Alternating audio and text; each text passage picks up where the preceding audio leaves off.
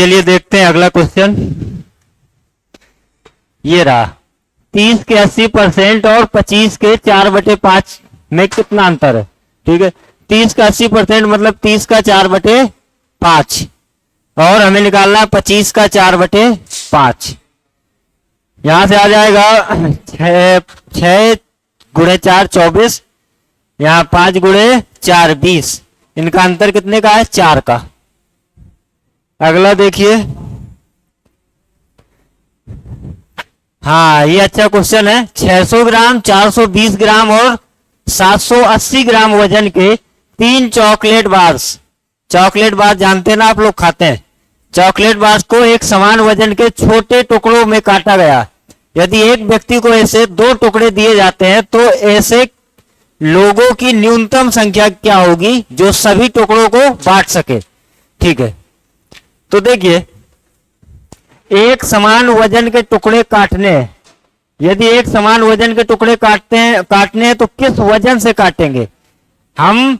एक समान वजन की यदि हमें 420, 600 और 780 ग्राम को एक समान वजन में बांटना है, एक समान वजन के टुकड़ों में बांटना है, तो वो वजन क्या होगा, 600, 420 और 780 का एलसीएफ मासा। हाँ, तो एक टुकड़े का वजन होगा 600, 420, 780 का एचसीएफ। इन तीनों का जो एचसीएफ होगा वही होगा हमारा एक टुकड़े का, छोटे टुकड़े का वजन। तो देखिएगा ध्यान से, 600, 420 और 780 का एचसीएफ क्या होगा, 600, 420 और 780 का एचसीएफ निकालना है। एचसीएफ मतलब हाईएस्ट कॉमन फैक्टर। हम इसको लिख सकते हैं 60 गुणे 10, इसको लिख सकते हैं हम 60 गुणे 7, इसको लिख सकते हैं हम 60 गुणे 13, 13 छंग 78। तो इनका एचसीएफ क्या आ गया हमारा, 60 आ गया, 60 आ गया। तो 600 ग्राम में 60 ग्राम के कितने टुकड़े बनेंगे, 600 से भाग देंगे तो कुल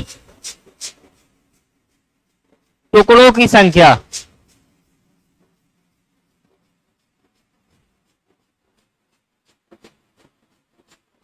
कुल टुकड़ों की संख्या 600 बटे 60 प्लस 420 बटे 60 प्लस 780 बटे 60। यहां से आ जाएगा 10 प्लस 7 प्लस 13, 10 7 13, 10 20 7 13 30। तो कुल टुकड़े कितने आ गए, 30। और एक व्यक्ति को कितने टुकड़े देने हैं, 2। तो हमें कितने व्यक्तियों में बांटा जा सकता है, व्यक्तियों की संख्या होगी 30 बटे 2। एक व्यक्ति में 2 टुकड़े देने हैं तो कुल कितने व्यक्तियों में बांटा जा सकता है, 15 व्यक्तियों में। चलिए आसान सवाल है ये क्वेश्चन। देखिए इसको तो आप लोग खुद से कर लेंगे, रिकरिंग ऑर्डर है, 23 23 23 रिपीट हो रहा है, तो हम डायरेक्ट इसको लिखेंगे 23 बटे 99। ये 60 के गुणनखंडों की संख्या निकालिए। तो पहले 60 के अभाज्य गुणनखंड करेंगे। 60 के अभाज्य गुणनखंड होंगे 2 गुणे 3, 2 गुणे 2 गुणे 3 गुणे 5, यानी कि 2 की घात 2 गुणे 3 की घात 1 गुणे 5 की घात 1। यह अभाज्य गुणनखंड है। गुणनखंडों की कुल गुणनखंडों की संख्या निकालनी है, कुल गुणनखंडों की संख्या।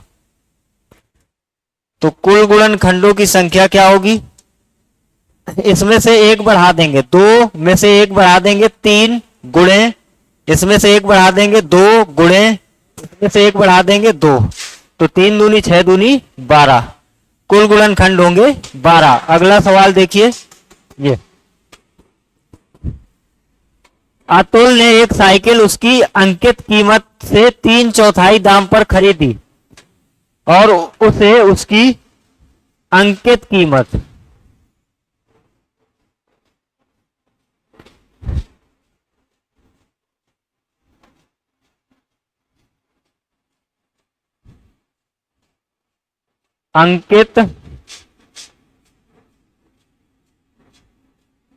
अंकित कीमत के 20% से ज्यादा दाम पर बेची, मुनाफा प्रतिशत क्या होगा?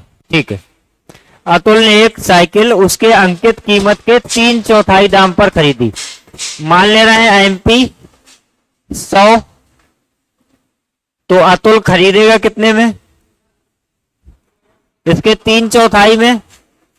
अतुल 3/4 में खरीदेगा 100 का 3/4 यानी कि 75। अतुल खरीदता कितने में है? 75 में।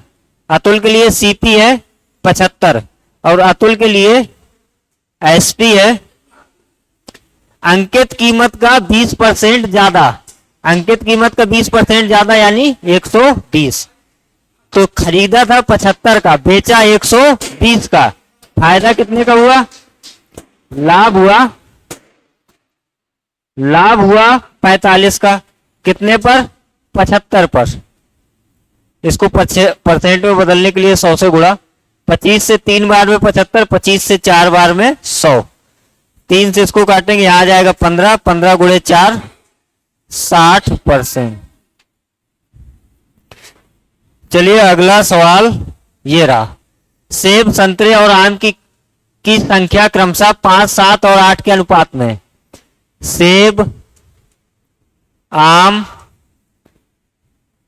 सेब, संतरा और आम, इनकी संख्या का अनुपात है 5:7:8। फल विक्रेता ने फलों की संख्या क्रमशः 40%, 50%, 75% से बढ़ा दी। तो हम 5:7:8। तो अगर हम इसको कर दें 500, इसको 700, इसको 800, तो कोई फर्क नहीं पड़ेगा।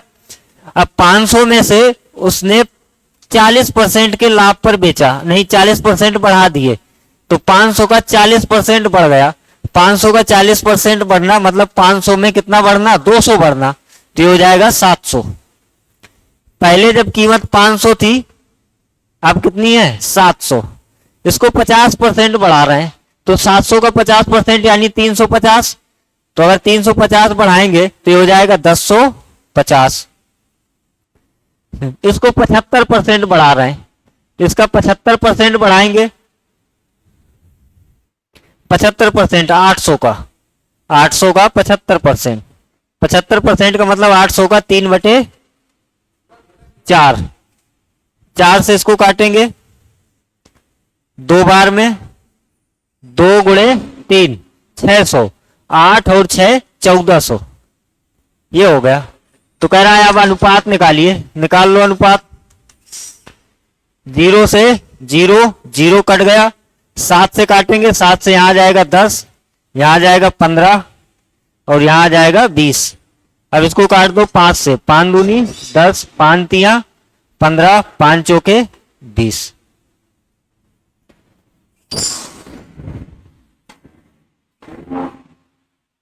अगला सवाल ये है, दिया गया है x² प्लस 146 का होल स्क्वायर बराबर 232 का होल स्क्वायर माइनस 52 का होल स्क्वायर माइनस 5468। हमें x की वैल्यू चाहिए। अगर हम 146 स्क्वायर का ट्रांसफर कर दें तो x स्क्वायर बराबर आएगा 232 का स्क्वायर माइनस 52 का स्क्वायर माइनस 5468 माइनस 146 का स्क्वायर। अब देखिए आंसर, ये जो आएगी वैल्यू ये एक्स स्क्वायर की आएगी, लेकिन जो ऑप्शन दिया गया वो किसका दिया गया है? एक्स का। ऑप्शन किसका है? एक्स का। हमें किसकी वैल्यू चाहिए? एक्स की। तो x की वैल्यू कब आएगी, जब इस पूरे का वर्गमूल लेंगे, पूरे का वर्गमूल लेंगे। तो हम करने जा रहे हैं किससे, यूनिट डिजिट से। तो देखिए इस संख्या का यूनिट डिजिट होगा 6, इस संख्या का यूनिट डिजिट है 8, इसका यूनिट डिजिट होगा 4 और इसका भी यूनिट डिजिट क्या होगा 4। आंसर पॉजिटिव है, मतलब पॉजिटिव ही आएगा। अब देखिए यूनिट डिजिट जोड़िए, 6 8 कितना 14, 14 का यूनिट डिजिट 4, 4 4 8, 8 यूनिट डिजिट क्या आया 8। अब यहां तक निगेटिव यूनिट डिजिट कितना आ रहा है 8, पॉजिटिव यूनिट डिजिट क्या आ रहा है 4। तो अगर हम 4 में से 8 घटाना है, 4 में से 8 घटाने का मतलब 14 में से 8 घटाना है, तो यूनिट डिजिट क्या आएगा 6। अगर किसी संख्या का यूनिट डिजिट 6 है और उसका वर्गमूल लेंगे तो वर्गमूल के इकाई का अंक या तो 4 होगा या तो 6 होगा। अब किसी ऑप्शन में किसी के इकाई का अंक 4 नहीं है, केवल इकाई का अंक क्या है 6, तो एक ही आंसर है 156, यही हमारा सही आंसर है। अगला देखिए, शिवा ने एक निश्चित दिन 2000 साधारण ब्याज और चक्रवृद्धि ब्याज पर निवेश किए। यदि ब्याज की दर 6% है तो 3 साल की अवधि के लिए साधारण ब्याज और चक्रवृद्धि ब्याज में फर्क क्या होगा। ठीक है, देखिए करने के कई तरीके हैं, CI रेशियो से कर सकते हैं, फार्मूला से कर सकते हैं। पुलिस का बैच है तो एक आसान तरीका बता रहे हैं, SI to CI मॉडल। देखिए पहले साल का अगर हम CI निकालें तो कितना होगा 2000 का 6% यानी 120। दूसरे साल का CI क्या होगा 120 तो होगा ही क्योंकि 2000 पे। अब दूसरे साल ब्याज पे भी ब्याज मिलेगा, तो पहले साल का ब्याज कितना था 120, 120 पर भी ब्याज मिलेगा कितने परसेंट 6%। तो 120 का 6%, 120 का 6%, 120 का 6% होगा आपका 12 छंग 72, 7.6 ये आ जाएगा 12 छंग 72 यानी कि 7.2। अब तीसरे साल का CI क्या होगा, तीसरे साल का CI 120 तो होगा ही, प्लस इसका 6%, इसका 6%। हमें पता है कि 120 का 6% कितना होता है 7.2, तो 7.2 का 2 गुना यानी कि 14.4। अभी ये ब्याज पे जो ब्याज मिला था इस पर भी ब्याज लगेगा अगले साल, तो इसका 6% कितना होगा 72 का 6%, 72 का 6% नहीं 7.2 का 6%, तो 7.2 का 6%, 6 दूनी 12 और 6 सते 42, 1 43 ये आएगा। एक अंक पे दशमलव ऑलरेडी था, 100 से भाग देंगे तो दशमलव कितने अंक में आ जाएगा 2 अंक में, प्लस 0.432। अब ये जो पहला कॉलम है 120 120 120 ये किसके बराबर होगा SI के। हर साल SI क्या होगा सिंपल इंटरेस्ट, हर साल 120 120 120 120 मिलेगा 3 साल तक। तो जो एक्स्ट्रा है वही क्या है अंतर, ये तो क्या है यही तो SI है, ये SI है, तो SI और CI का अंतर चाहिए, तो SI CI में तो इंक्लूड होती है, तो SI इतनी है, तो CI क्या बचा, ये जो अंतर है ये CI का अंतर है SI CI का, जोड़ देंगे 14 7 21 21, 4 और 2 6, 6 4 10, लगभग 22.3 कुछ समथिंग आएगा, 22 के करीब आंसर। एक ही ऑप्शन है 22, यही आंसर है हमारा।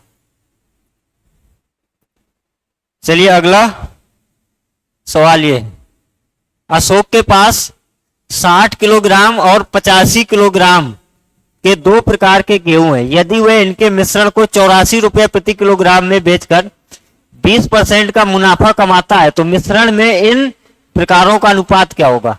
तो देखिएगा ध्यान से, हमें 2 प्रकार के गेहूं की कॉस्ट पता है, क्रय मूल्य पता है। पहले वाली की कॉस्ट है 60 रुपए दूसरे वाले की कॉस्ट है 85। और जब इन दोनों को मिला के बेचा जाता है तो उसका विक्रय मूल्य दिया गया है, कॉस्ट नहीं दी गई है। तो हम क्या निकालेंगे, पहले कॉस्ट प्राइस। तो देखिएगा ध्यान से, अगर हम मिश्रण का सीपी निकालें, मिश्रण का सीपी,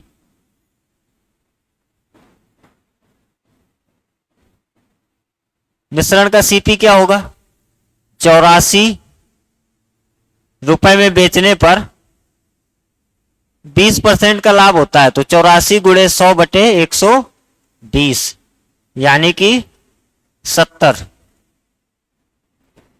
आ गए। अब हमें हमारे पास तीनों कॉस्ट दी है, पहले प्रकार के किस्म के गेहूं की, दूसरे किस्म के गेहूं की और मिला के बेचने के गेहूं की भी सीपी दी गई है। तो हम क्या लगा देंगे यहाँ, एलिगेशन।